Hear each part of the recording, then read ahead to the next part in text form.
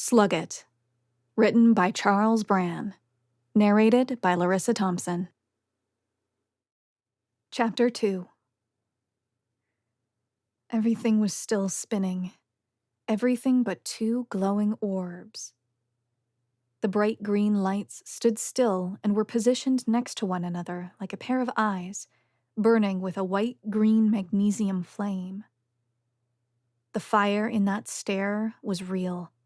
The heat bloomed against my face, and I wanted to pull away from it, but I couldn't. I could feel that fiery gaze pressing against me, melting off my flesh. But there was no pain, only a fog. A thick, oppressive fog.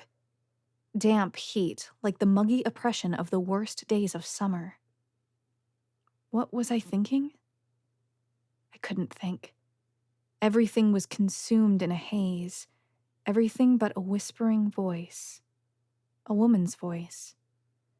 I couldn't understand what it was saying, but I could feel breath tickling my ear as someone spoke softly, very close to me.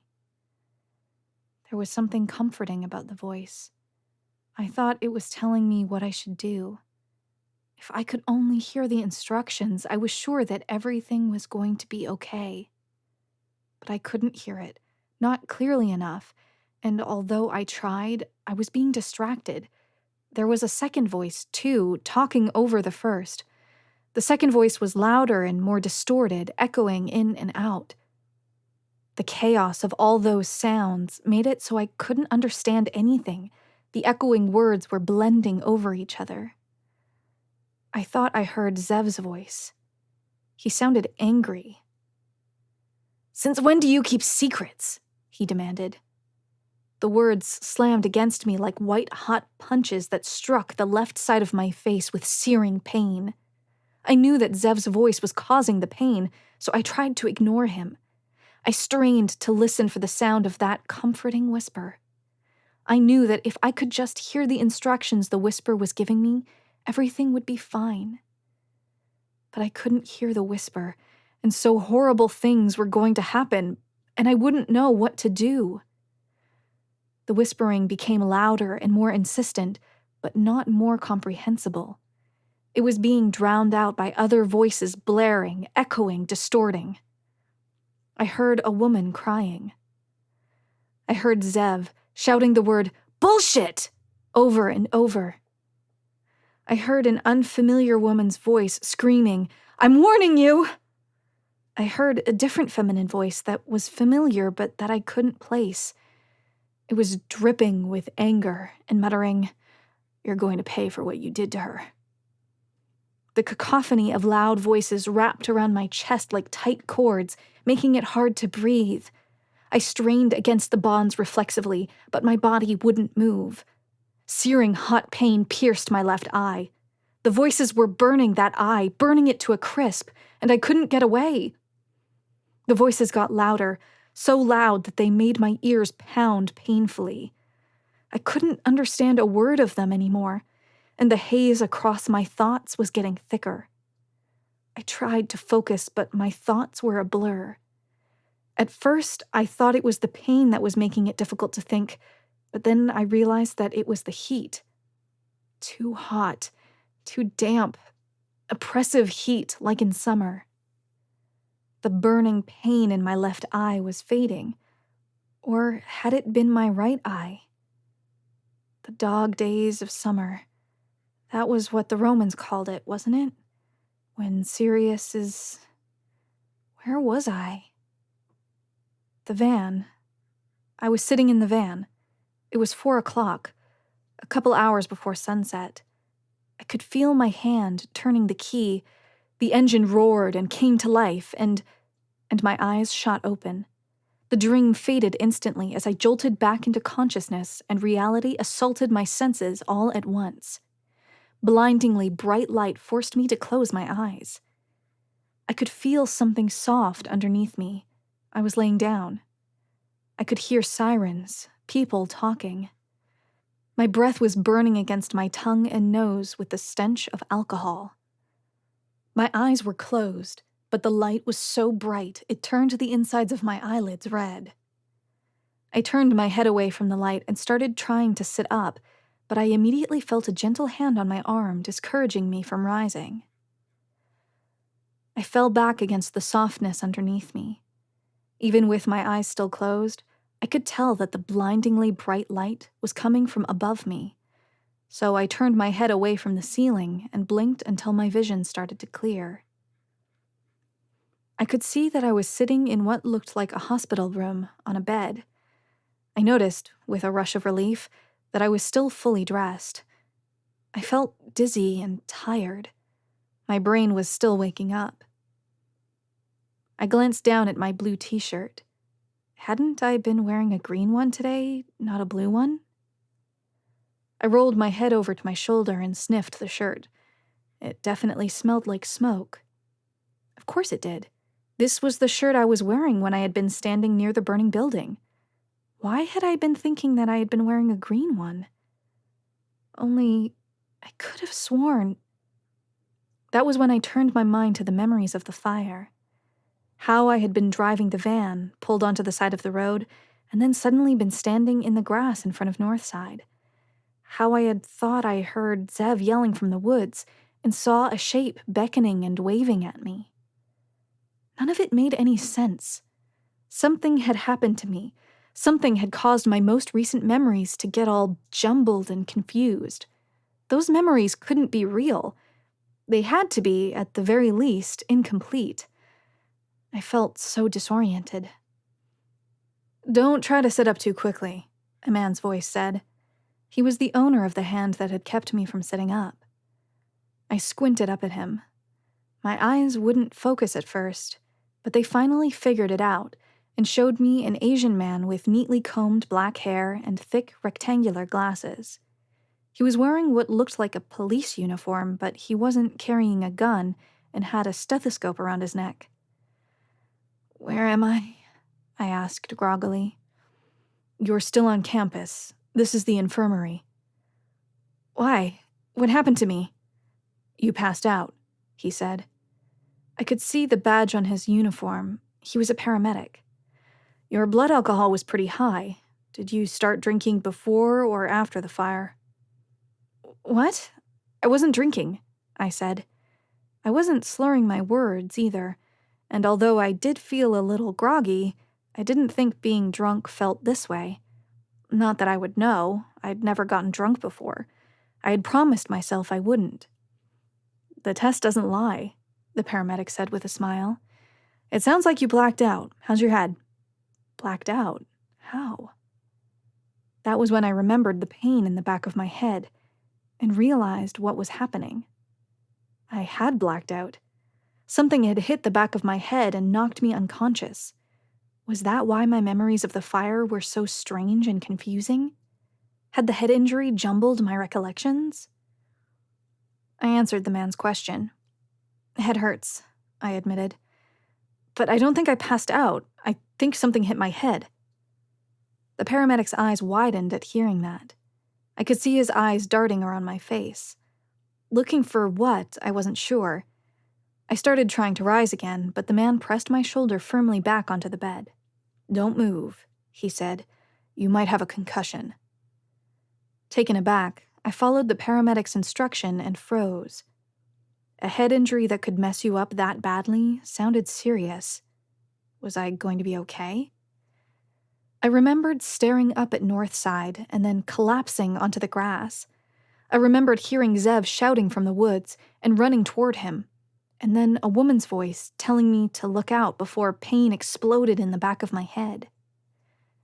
Those memories were all strange and felt kind of jumbled. Was it possible that I was remembering things out of order? The doctor turned away from me and retrieved a light to shine in my eyes. I felt okay, or at least I thought I did. My memories didn't make any sense and my head hurt, but apart from that, I thought I was fine. But I could still taste alcohol on my tongue. Was it because the room I was in smelled like disinfectant? But it couldn't have been. The paramedic had said that he'd tested me and that the test doesn't lie. That was when another, more urgent realization struck me. "I can't be here!" I said. "My insurance sucks!" I started getting up again. The paramedic grabbed my shoulder and pushed me down with startling speed. It seemed like a practiced motion for him. "Whoa, whoa! Don't worry," he said. "The university is taking care of it." "I'm not a student." The paramedic shrugged. "I won't tell if you won't." "Look, I feel fine." "You don't sound bad, but I'll feel better if you let me check you out." He smiled at me, but I could see through it. It was a practiced, calculated smile, one that I was sure he had used often on uncooperative patients. "Yeah," I said, annoyance rising in my voice. "That's great and all, but—" The paramedic interrupted me. "Listen, if I don't get your name, there won't be anyone to bill anyway. Sound good?" I frowned and thought about it for a second. If I had a head injury, it wouldn't hurt to get it checked out. "Fine," I sighed, "if it'll make you feel better." I let the guy ask me some questions, make me move my eyes and hands around, and prod at the back of my head. The spot where I had felt the impact that had knocked me out still felt tender, but it wasn't as bad as I had expected. There wasn't even a lump. I was feeling pretty steady and didn't have a problem following the guy's finger with my eyes or anything else, but my heart was beating pretty fast. Was that just anxiety? Probably. Because I just couldn't work out what the hell had happened before I woke up in this bed. I felt so sure that I wouldn't have been drinking, but why was I tasting it? On top of that, the last memories I had weren't making much sense. Why was I remembering falling to my knees in the grass, and why couldn't I remember parking the van? Was it possible that I really had gotten drunk and blacked out?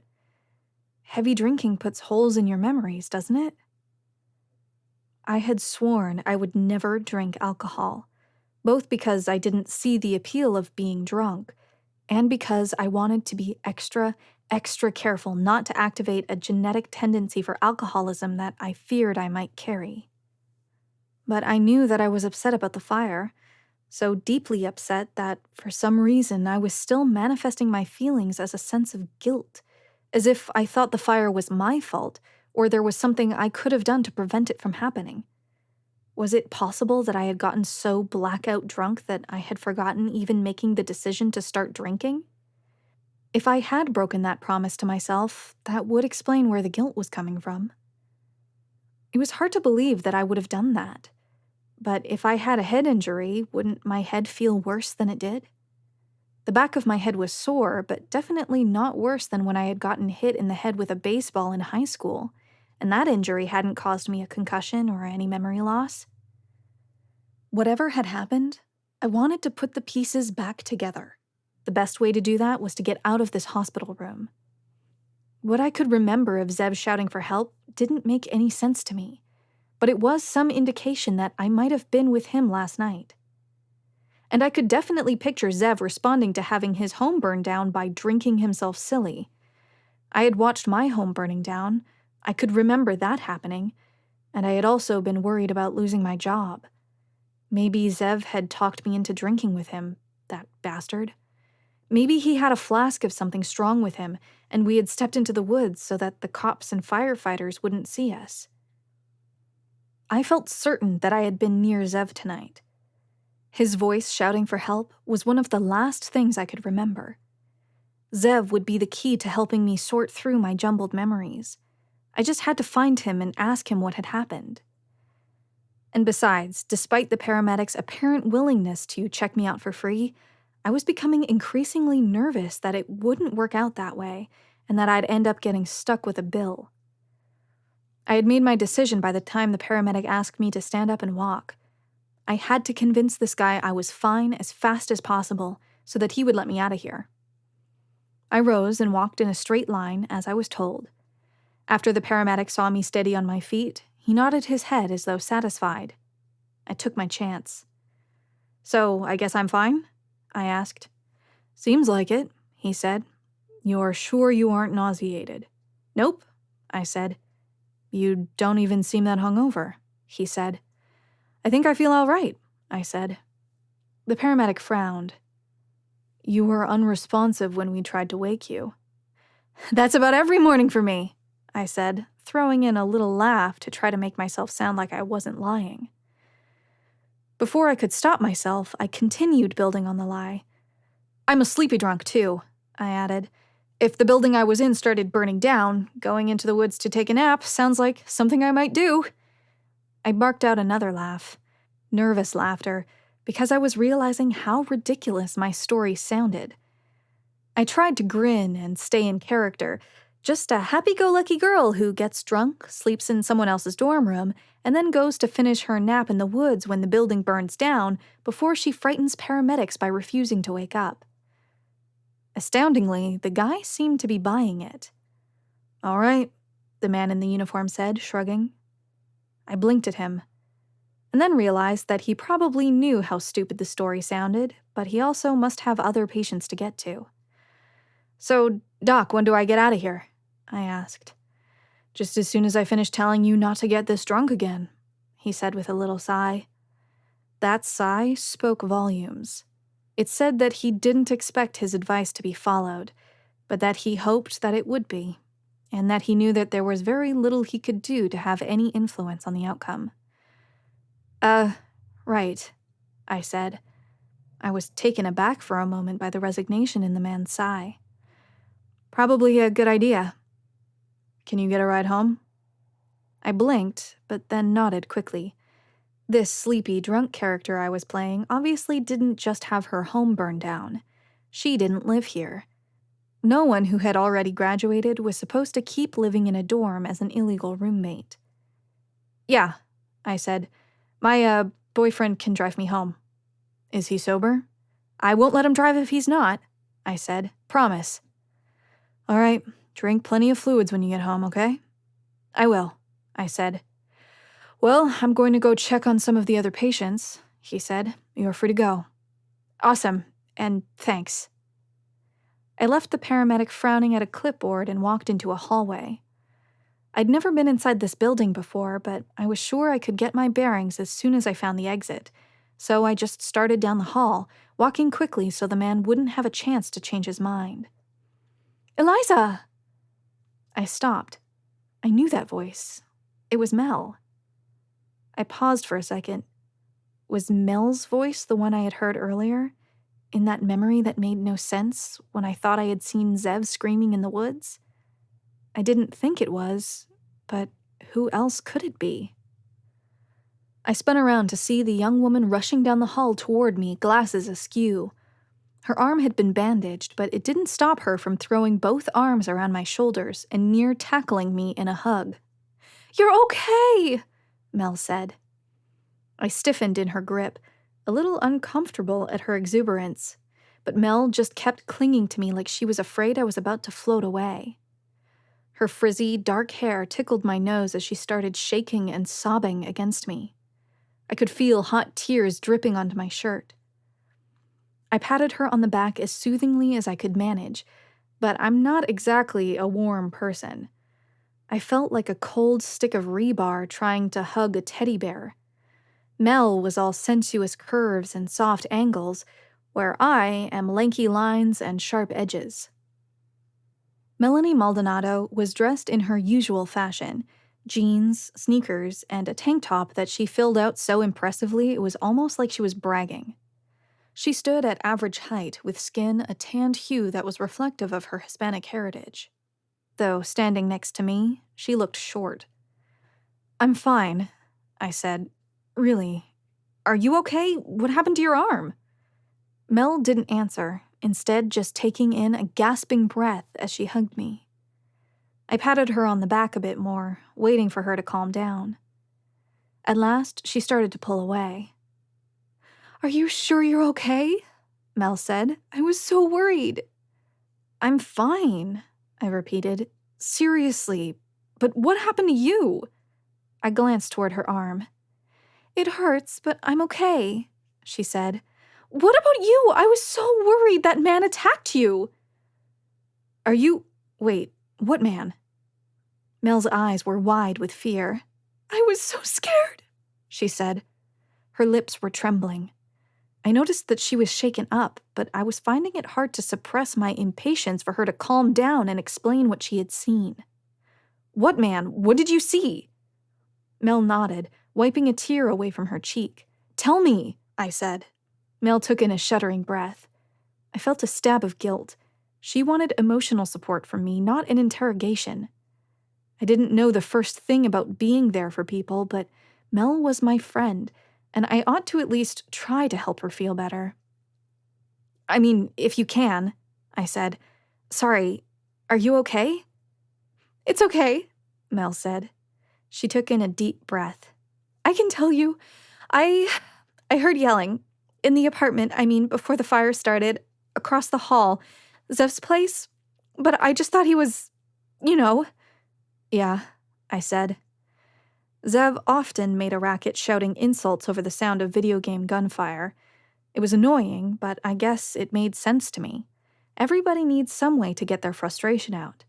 After some days of biting my tongue around the ruder members of the public, I couldn't sleep soundly unless I had Mel use her student ID to let me into the gym so I could pound a heavy bag until my fists hurt. And then, well, all of a sudden, Zev started screaming, and I heard some thumping, like furniture was being knocked over, but I was too scared to... "It's okay," I said. I thought I should pat her arm or something like that, something comforting, but I didn't know what to do, so I just stood there, feeling more and more like that cold stick of rebar. My mind was racing. Maybe I really had heard Zev screaming for help from the woods. Maybe I had gone to investigate, and that was how I had ended up getting hit in the back of the head. My mind was bursting with questions, but I wanted to be a good friend to Mel. She always was to me. "Are you sure you're okay?" I asked her. Mel nodded, but I could tell she was still upset. I wished I knew what I should be doing or saying to her. But since I didn't, I just asked her, "What happened next?" "The alarm went off, and I could smell the smoke," Mel said. "I ran into the hall, and Zev's door was open. Smoke was pouring out of it, too. I couldn't really see what was going on, but I could feel the heat, so I left." I felt my breath leave me. Was she saying that he didn't make it out? "Wait," I said. "What about that man you were talking about?" I saw him when I got to the stairwell. He was carrying Zev over his shoulder. I was so relieved to see that Zev was making it out, and I didn't see his face behind Zev's body. And then we got outside, and the guy just started taking off, running into the woods. That's when I saw that his face was covered up. All I saw was something black. I think maybe he was wearing a ski mask. I ran after them. I was yelling, asking him what he was doing with Zev, but he wouldn't stop. And then all of a sudden he turned to me and..." Mel patted her arm and winced. I don't know what happened," she said. I got dizzy. When they found me, they said I had passed out. The doctor said it was smoke inhalation, but I wasn't anywhere near the fire when it happened, and when I woke up, my arm was burned, and I don't think it was burned when I got outside, and it just doesn't make sense." I blinked at that. What were the chances 2 people both with memories that didn't make sense on the same night? Pretty good, probably. Memories of stressful situations weren't always completely reliable. I remembered talking about that in a journalism class, about how there have been situations with eyewitness testimony that turned out to be wrong. Mel and I had both just gone through something seriously hairy. It was no wonder that she was struggling to make sense of what had happened, just like I was. I was feeling more and more certain that I hadn't just up and started drinking alcohol. I knew that I wouldn't do that. That paramedic must have been mistaken or lying or something. He had found Mel and me passed out, and when he had a hard time waking me up, he just hadn't considered that the reason might be because someone had hit me really hard on the back of the head. Because I was sure now that I had been there. I could remember Zev screaming for help from the woods, and Mel had just told me that she could remember him being carried into the woods by some unknown person. Maybe it was someone that Zev had pissed off. A lot of people hated him. The way he did his job, hell, he cultivated enemies, goaded them. All it took was one nutcase upset at his reporting to follow him home, rough him up, maybe set the building on fire to cover up the evidence. I glanced down at the bandage on Mel's arm again. Is it bad? I mean, it really hurts, Mel said, wincing. But they said I'll be fine. You have to tell the police what you saw, I said. I did, Mel said. They made me write it down. Good, I said. That's good. I winced, worried about the answer I was about to receive to my next question. Have they found him yet? Mel shook her head, her eyes swimming with tears. She started leaning toward me. I hesitated, but when I realized what she wanted, I opened my arms to hug her. And the instant I started raising my arms, Mel was already pouncing forward to start sobbing into my shoulder again. I started to pat her on the back of the head and then stopped. Was a pat on the head condescending? I didn't know what to do.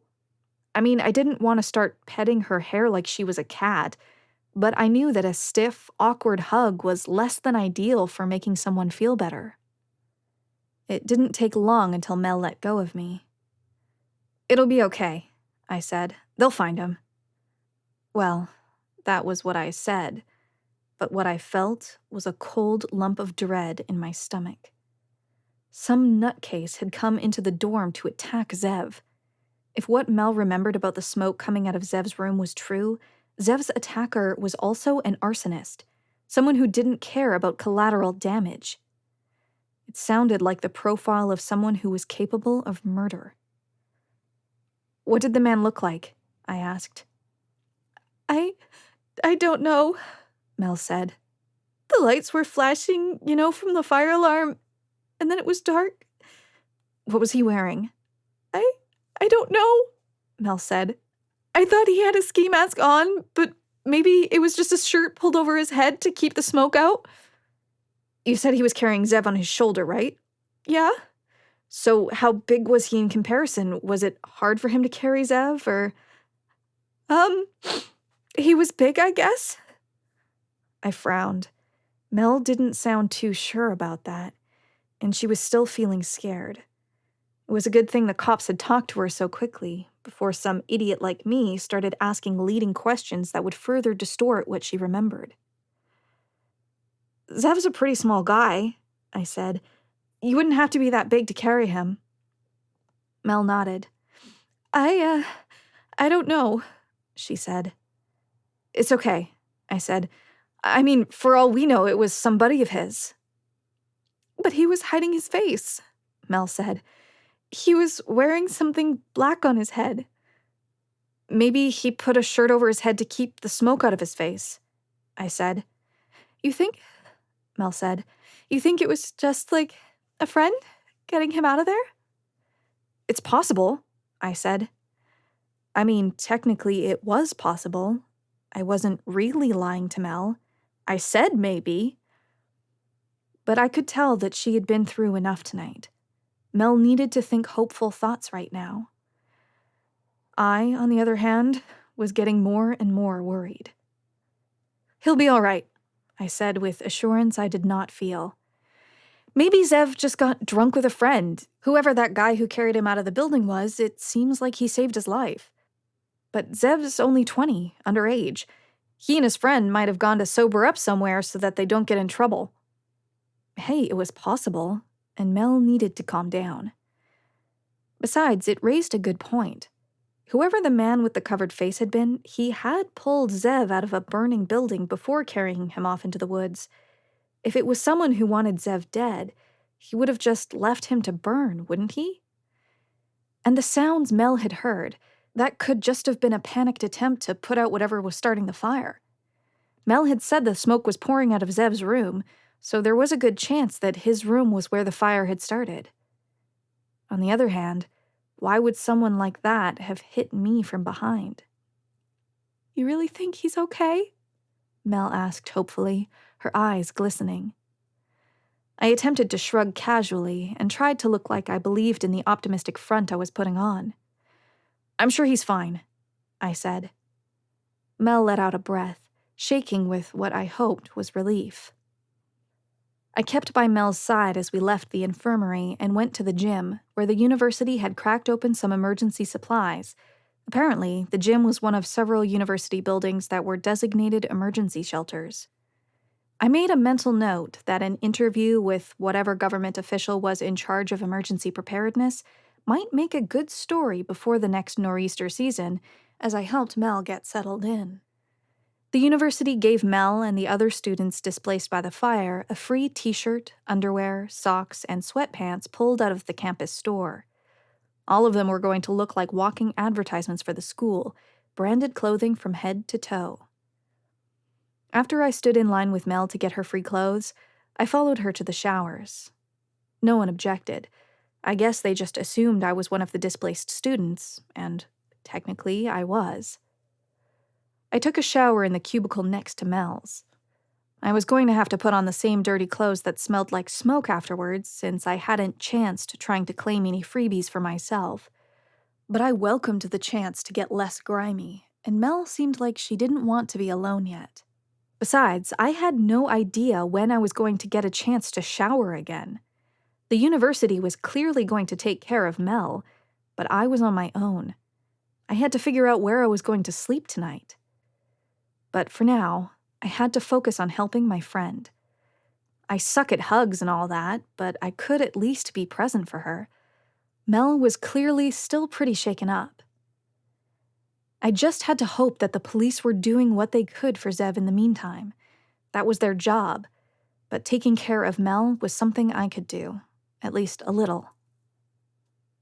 I told myself to relax as I let the hot water pour over me. Mel had taken what she knew to the police. It was out of our hands now. And the truth was that there was no proof that the guy who had carried Zev out of the burning building meant to harm him. What I thought I had remembered, Zev screaming for help, other people would have heard that, so it probably didn't actually happen. It was a dream or something like that. And even though I had just been trying to reassure Mel when I had said it, why would someone pull Zev out of a burning building if they wanted to hurt him? I tried to keep my worries out of my head as we got out of the showers, and I walked Mel over to one of the cots that had been set up on the basketball court.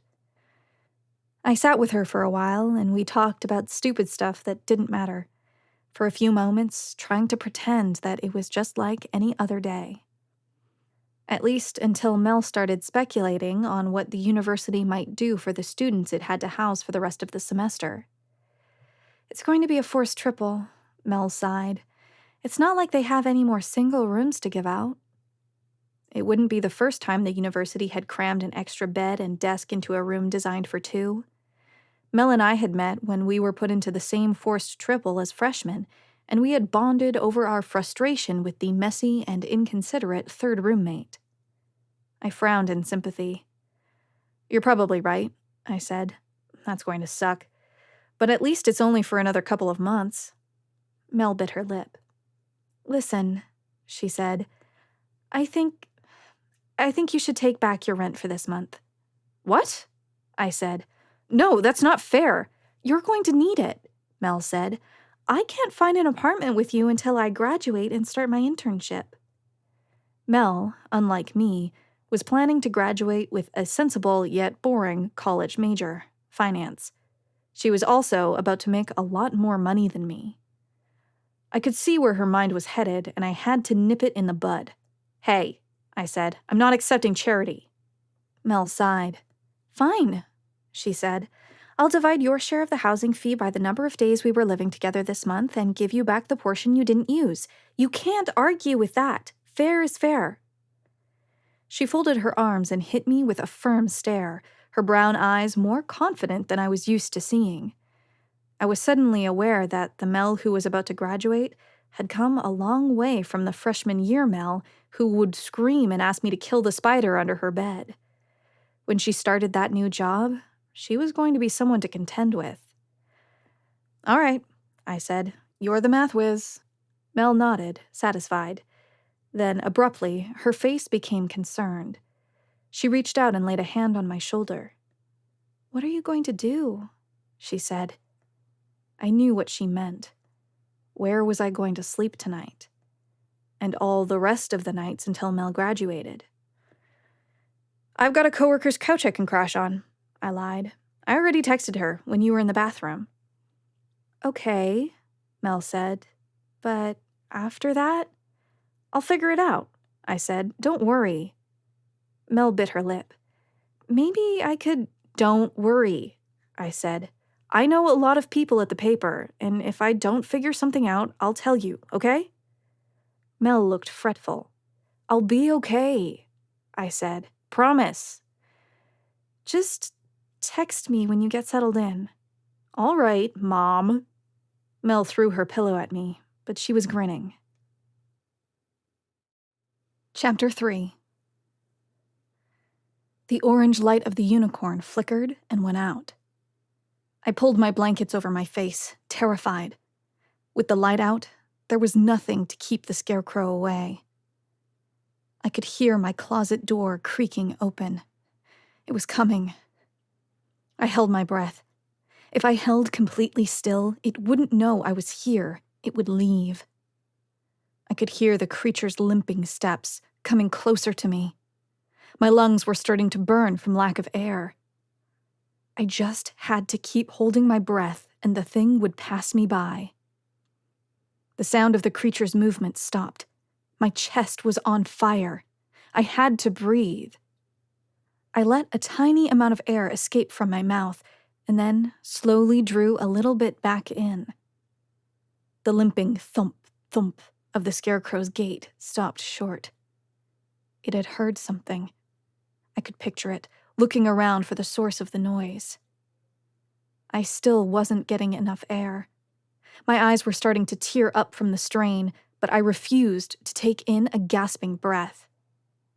Suddenly, the blankets over my face whipped back and flew off the bed, leaving me unprotected and exposed in my blue pajamas. I screamed, throwing my hands out in front of me, but before I could try to get away, blackened hands lashed out like vipers, grabbing me by the wrists and pinning me to the bed. A humanoid figure stood over me. His entire body was blackened with ash, but I could still see the half-melted buttons forming the crooked smile beneath red, burning coals that were all that remained of the scarecrow's eyes. Smoke was rising from the burning coals, billowing out around the charred ruin of the creature's hat. I screamed again. The scarecrow laughed. His voice was a molten, scratchy baritone, but more human and less like dried leaves than I had remembered. "Hey, kid," he said. I knew that voice. It was my father's voice. "Burn anything lately?" The scarecrow cackled. The fire. It was my fault. The scarecrow's laughter grew louder as he drew his face down toward my stomach, like he was about to start ripping out my entrails with his melted plastic fangs. I could feel the heat from his burning face, painful against my abdomen. That was when the orange light flickered to life again. The scarecrow screamed as the light struck him like a physical blow, knocking him up and over the bed to fall down on the other side, where the shadow of the bed protected him from the light. I tried to scramble to my feet, but my legs wouldn't move. The scarecrow was off of me, but I was paralyzed. My mind felt foggy. I kicked my foot out and hit something soft. It felt like the back of a couch. Suddenly, I realized that my eyes were closed. I tried to move my arms, but they were caught underneath something. My coat. I was using it as a blanket. I opened my eyes, and the lingering dream broke like a spell. Pale blue light was streaming in through the high windows near the ceiling of the warehouse. The breaking dawn cast shadows across the concrete walls, the stacks of old filing cabinets, and the huge plastic bins full of old newspapers, destined to be recycled. Behind the bins, you could still see concrete furrows running through the ground where the printing press machinery had once stood. But that was all that was left. The press had long since been sold off for scrap metal. I was at the Sentinel, sleeping on an old couch that had been shoved into the old printing press room. Now that some contractor 30 miles south printed the paper and delivered it every morning, this cavernous space was empty. Some enterprising employee had put the old lobby furniture back here when it was supposed to be thrown away, and now it was known as the nap room. The perfect thing for a reporter who had been up for 24 hours doing election coverage.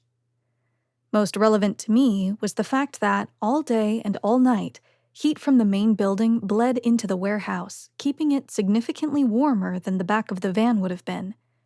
Early spring in New England meant that it was warm during the day but could still drop below freezing at night. I was exhausted, and not just because of the nightmare. I was so tired my head hurt. I could hardly believe I was still having bad dreams about that scarecrow. I thought I'd finally stopped being afraid of that damn thing in high school. It was embarrassing, but I still shuddered every time I thought of that thing's creepy, crooked smile and glancing eyes. It was an image that was just too disturbing to forget.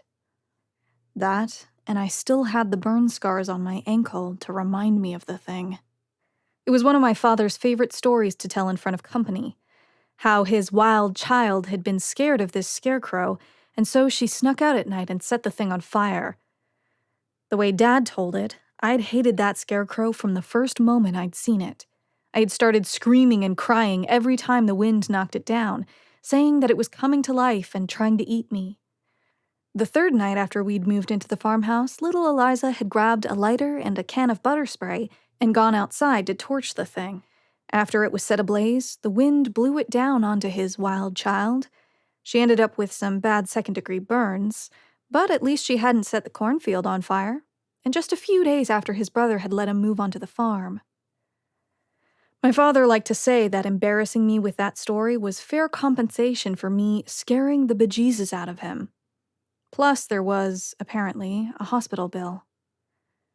I couldn't remember the incident very well, but I did recall that creepy-ass scarecrow with the shifty eyes and the crooked smile. I was too young to remember things very clearly. What I did remember were images from the imagination of a little girl who had been afraid of moving to the countryside. I could still picture, with perfect clarity, that scarecrow lurching on its post to look over at me, shaking as if with silent laughter. I shoved thoughts of that stupid old scarecrow aside. I felt silly that the thing was still giving me nightmares. There were bigger things to worry about right now, like trying to figure out what the hell had really happened last night. None of it made any sense, at least not past the part where I saw the smoke and drove to Northside. After that, everything was jumbled, at least until I had woken up in the campus infirmary. It felt more like remembering a dream than an actual memory. I wish I had thought to ask the paramedic where I had been found, unconscious and presumed drunk. I had to check my phone. It was on the floor a few feet away, plugged into the wall.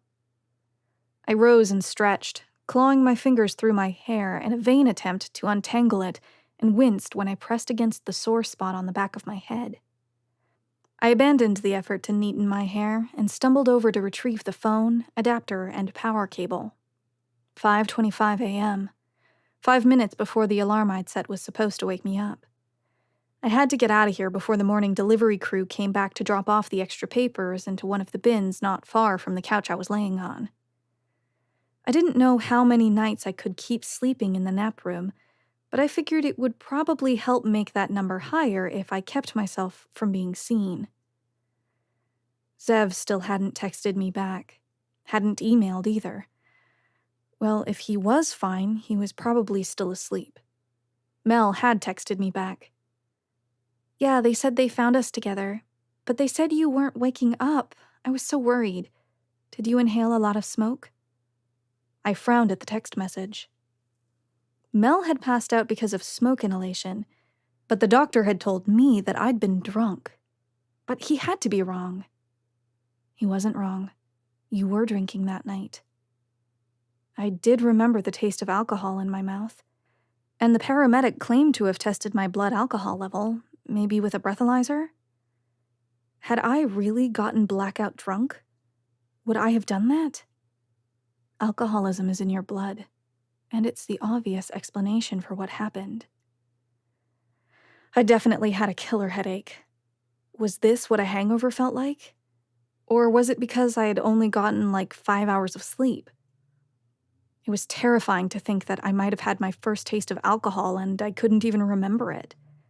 Did I have one drink and then suddenly lose control and binge as much of it as I could get my hands on? I couldn't believe it. I had never been tempted to try alcohol. I was very happy with my inhibitions right where they were and had no desire to loosen them. I liked being in full control of myself and my actions. It drove me crazy not knowing what had really happened last night. I wished I had asked the paramedic more questions, although I had also been keen to get out of there as fast as possible to avoid a medical bill. I sighed. Why the hell hadn't Zev gotten back to me? He should have known that it was important to let people know you were okay after your building burned down. He probably didn't care. He was Zev. I needed coffee and breakfast. I gathered up my stuff and slipped out of the building. The parking lot was empty. No one saw me leaving. I stepped into the van and pulled out of the parking lot with a sigh of relief. I decided to go sit down at a fast food place that had free Wi-Fi.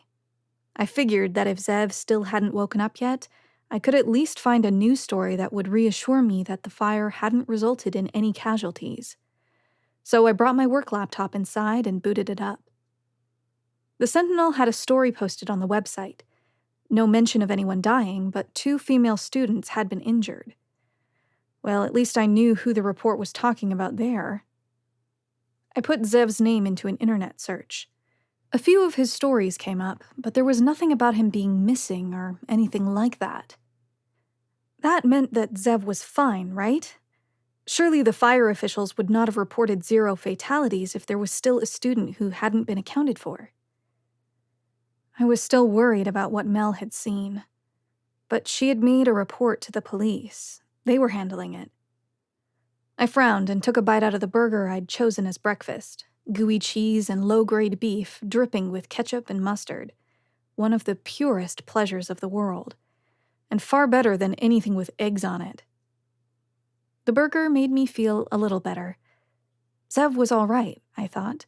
I was just getting myself worked up over nothing. I was just confused and upset because I had broken a promise to myself and gotten blackout drunk. I was afraid about what that meant about me, about whether or not I would be tempted to do it again if another stressful situation came up. And I was upset about the fire. It had consumed just about everything I owned.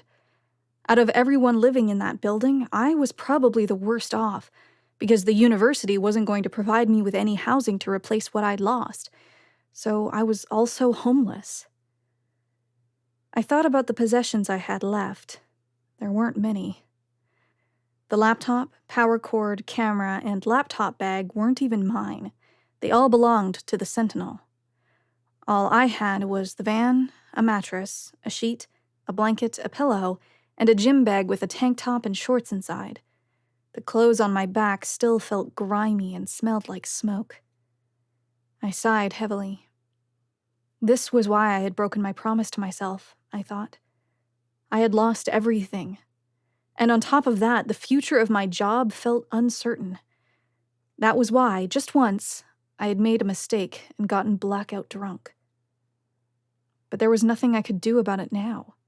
I had to keep moving forward and figure out how I was going to get by. I took another comforting bite of my cheeseburger as I navigated to the website for my bank. It was time to figure out exactly how much I was going to have to raid from the savings account, and to come up with a list of what I needed now and what could wait. I was in an even more foul mood by the time I returned to the Sentinel. I hated shopping almost as much as I hated spending money on stuff I didn't care about, and buying new clothes involved both of those things. I also had to get myself a new razor, deodorant, toothbrush, and toothpaste.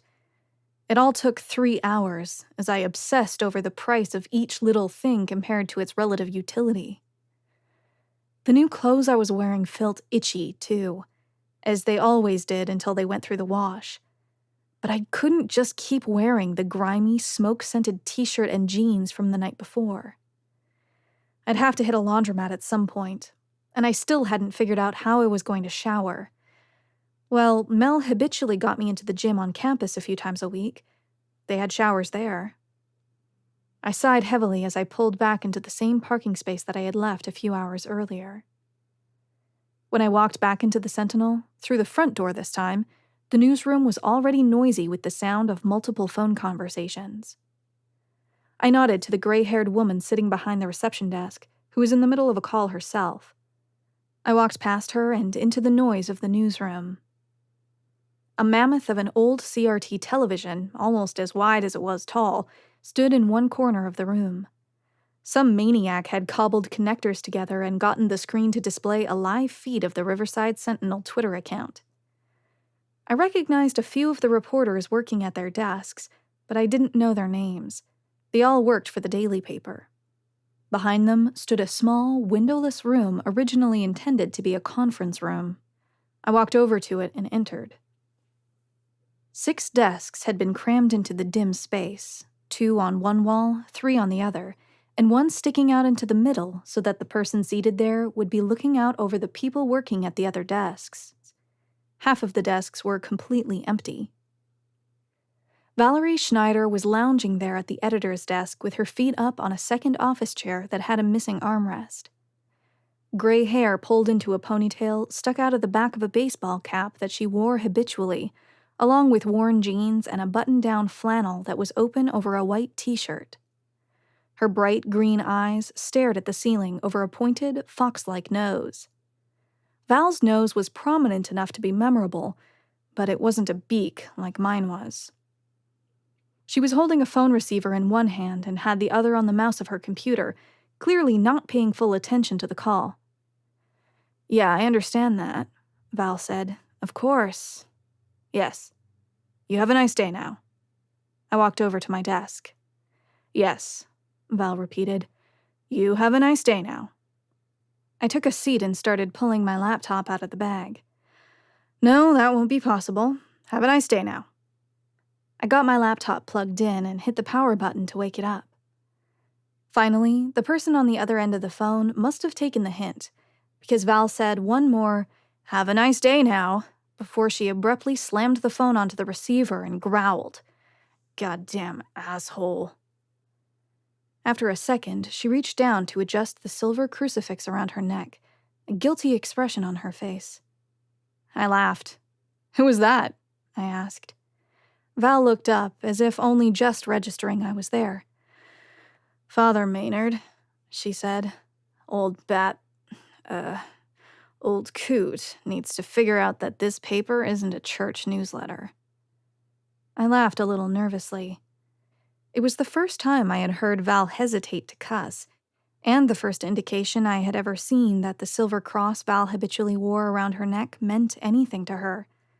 I had heard her let loose plenty of goddammits and even a couple of god-fucking-dammits. She had more apparent reverence for the Red Sox than God. But I guess even as bad a Catholic as she seemed to be, Val drew the line at calling a priest a bastard. Val used to be a nurse, was fired for having terrible bedside manner. Still, she usually didn't get this crotchety until at least mid-afternoon, and only when something was going on. So, maybe something was going on. Was the Sentinel closing down the weeklies? Were Val, Zev, and I all out of a job? I wanted to ask her. If I was being laid off, I wanted to know about it. But I also wanted to give her some time to cool off. I checked my phone again. Still nothing from Zev. My worry about whether or not he was okay came rushing back, banishing the thought that my job might also be in danger.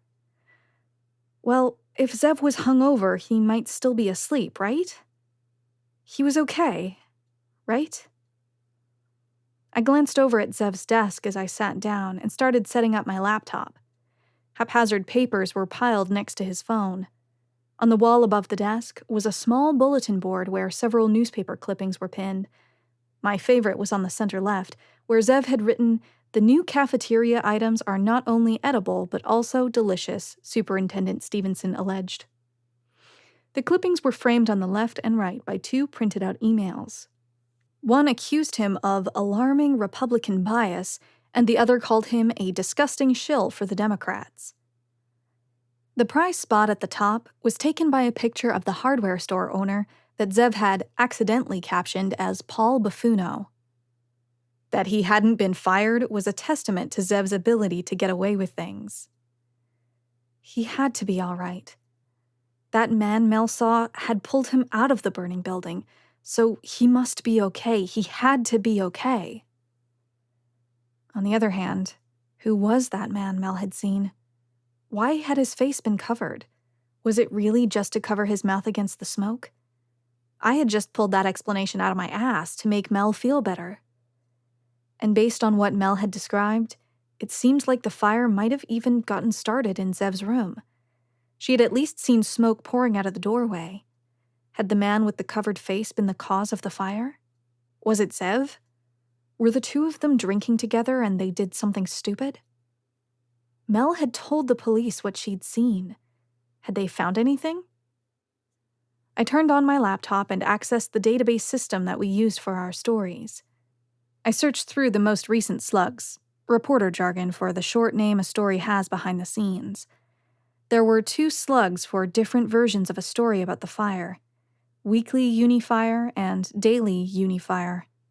Each had the same length, so I figured they were identical. I pulled up the story and saw that it was longer and more in-depth than the quickie I had already read on the website. I read through it.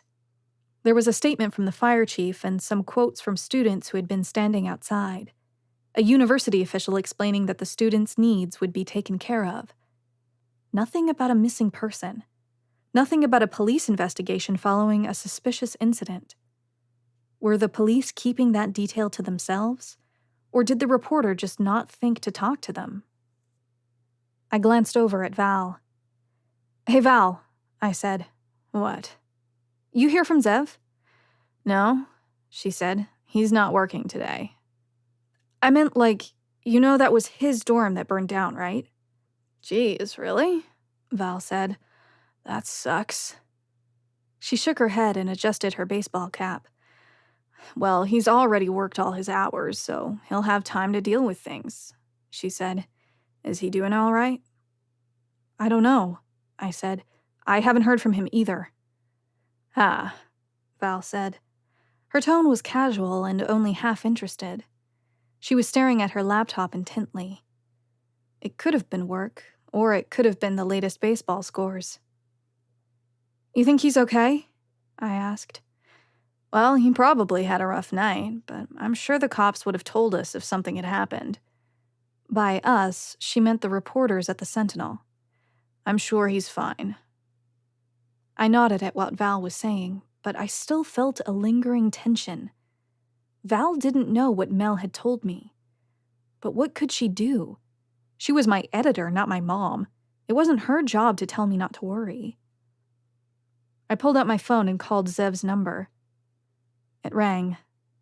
Twice. 3 times. 4 times. "You've reached Zev Jackson, reporter for the Dover Dispatch, and..." I hung up. It was 10:25 now. How long was Zev going to stay asleep? Or had he left his phone in his room and it had gotten destroyed? I called Zev again. Again, he didn't answer. "He's not picking up his phone," I said. You know him," Val said. "Zev doesn't care if he makes people worry." I nodded. That was true. If I wasn't a reporter, all I could think to do with my anxiety would be to call Zev 6 more times, which would make me look like a neurotic mess if Zev was fine, and he'd probably never let me forget it. But I was a reporter. I knew how to get information from the police. I could just ask them if there was an open investigation, and, well, if Zev really was missing, but they weren't looking into it, I could tell the cops that I'd been calling him and I hadn't heard back. Between that and what Mel had told them, the cops would have to try to find him. They could make calls to the university and get answers that a reporter couldn't get because of rules about student privacy. Had Zev shown up to his classes? Had anyone spoken to him about what the school was going to do for his accommodations for the rest of the semester? What if the police didn't consider him missing yet?